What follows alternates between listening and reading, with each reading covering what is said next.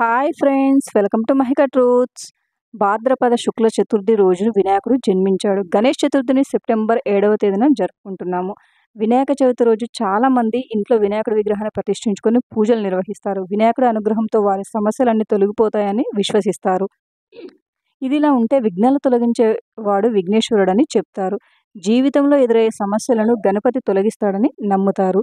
వినాయకుడిని ప్రతిష్ఠించినప్పుడు ఉద్యోగం, వ్యాపారం, శాంతి, కుటుంబ సమస్యల కోసం కొన్ని రకాల మంత్రాలను పఠించడం వల్ల అనుకున్నవన్నీ జరుగుతాయి.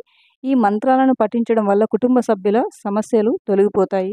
అంతేకాకుండా కుటుంబంలో శాంతి కూడా నెలకొంటుంది. గణపతి మంత్రాలను పఠించడం వల్ల గణపతి భక్తుల కోరికలను నెరవేరుస్తాడు. చతుర్థి రోజు వినాయకుడికి పూజా కార్యక్రమం నిర్వహించి ఇష్టమైన పిండి వంటలు సమర్పించి వినాయకుడి మంత్రాలను సమర్పించాలి. ఇలా చేయడం వల్ల గణపతి ఐశ్వర్యాన్ని ప్రసాదిస్తాడు. జీవితంలోని సమస్యలు తొలగిపోవడానికి మంత్రాలు. 1వ మంత్రం: వక్రతుండ మహాకాయ సూర్యకోటి సమప్రభ నిర్విఘ్నం కురు మే దేవ సర్వకార్యేషు సర్వదా.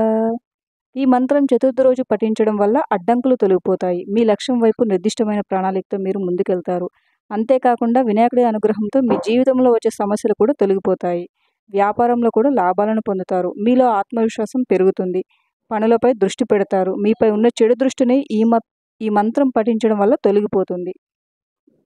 అలాగే 2వ మంత్రం: ఓం ఏకదంతాయ విద్మహే వక్రతుండాయ ధీమహి తన్నో దంతు ప్రచోదయాత్.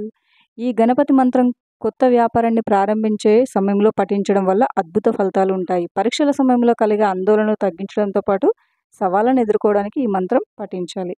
Thank you for watching friends. ఈ వీడియో కనుక మీకు నచ్చినట్లయితే వీడియోని లైక్ చేసి మరిన్ని వీడియోస్ కోసం మా ఛానల్ని సబ్స్క్రైబ్ చేసుకోండి.